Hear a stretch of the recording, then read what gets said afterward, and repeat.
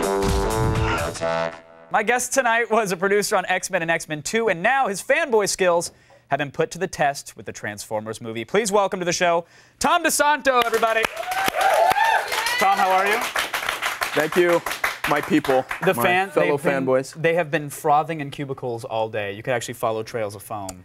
You know, it's great. It's Transformers. It's getting its second rebirth, and then the movie's awesome. And this must have been a no-brainer for Hollywood, right? Like you come in, you say, "Hey, I have giant robots fighting in a city. Done, right? Where's my billions? Let's make this." That's what I thought, but you know, the reality was it was a lot of the studio heads. It just wasn't their generation. Right. So myself and Don Murphy went around and tried to get it set up, and of course, we had one no after another no, and before you knew it, everybody in town had passed. Sure. They're still waiting for like pop rocks and electric guitars to be cool again. Yeah. They have no idea what these Transformers are. Yeah, it was, you know, they were greenlighting Lost in Space, you know, which is, you know, a great idea, but it's a generation too late. Did you just shake them and say, go ask any 24-year-old out there, and they're going to tell you, yes, they want to see this movie? You know, the thing was, we got no's all around. I had given DreamWorks a call back because I thought that was a perfect place for it, and said, hey, you know what, this might not be your generation. Go around, ask your junior execs, ask your assistants. Right. He came back after lunch and said, you know what, send in your treatment. We're going to give it to Steven. And that was that, right? The next week, Steven calls and said, oh my God. Once you have Steven's name, then the Shias and the... You know, the great thing was Steven got it immediately. And you understand why he's our modern-day Walt Disney, and he's been the biggest champion on the film. Now, what about the legions of 20-something-year-old fans that are out there, and they're already signed up on 12 message boards. They've got them open, and they're waiting just to nitpick every little detail of the film and to call for you to be put into a vice because Optimus has flames now. Like, are you worried about those guys? Like, what fights did you have to actually put up to appeal to those fans as well as make it mainstream? You know, it's a balance, because as filmmakers, you have to stay true to the spirit of why it worked without being a slave to it. Right. Because otherwise, it's just not going to translate. And yeah, I mean, there were discussions and everything from Flames on Optimus. How did that go down? How does Flames on Optimus work? Do you go and show the cartoon and say, listen, guys, this is what he looks like? You know, the fanboy that I am, I was initially against the Flames on Optimus. I will come clean, and but Michael really, you know, convinced, and he said, hey, look, this is going to give us texture, and it's going to give us a lot of interesting camera angles and things. He said we have to pimp our Optimus. It's a pimped Optimus. At least you didn't let him have like a coffee maker or a bubble gum, you know, a dispenser or something. No product tie in that way. But the sequel we might have that. Megatron not being a gun? Well, you know what, Megatron, you know, I got to say, you know, being an old school Transformer fan, but Megatron being a giant German Luger, you know, it just never made. It's not going to appeal. Yeah, it was one of those things where it just never made sense. Right. Which it was one of the translations we had to do for the film.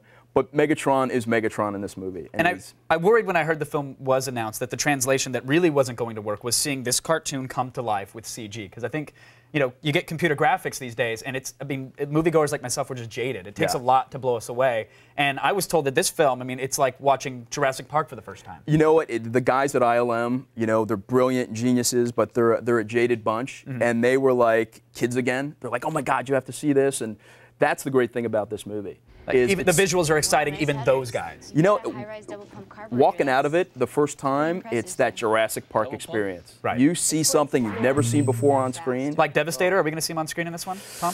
I don't know about that. Tom, Bone Crusher's in it. That means there could be a Devastator. Are we going to see him? Maybe in the sequel? Can you confirm that? I don't know about that. Give us something, please. You know what? The door's open. Door's open. The door's open for the Devastator. All right. I was told that you brought us some eye candy, and I'm excited for it. Do you know what clip we're about to see? Yeah, this is a great clip with Bernie Mac and Shia. And it's where Sam Witwicky first goes in to discover a new car that he's looking for, and it happens to be a character we know and love by the name of Bumblebee. All right, here it is. Transformers the movie. Feels good. How much? Well, considering the semi-classic nature of the vehicle, with the slick wheels and the custom paint job. No, but the paint's faded. Yeah, but it's custom. It's custom faded? What is your first car? I wouldn't expect you to understand. $5 grand. No, not paying over 4. Sorry. Kid, come on, get out the car. No. You said cars pick their drivers. Well, sometimes they pick a driver with a cheap-ass phone. Out the car. Now, this one here for 4 G's is a Butte.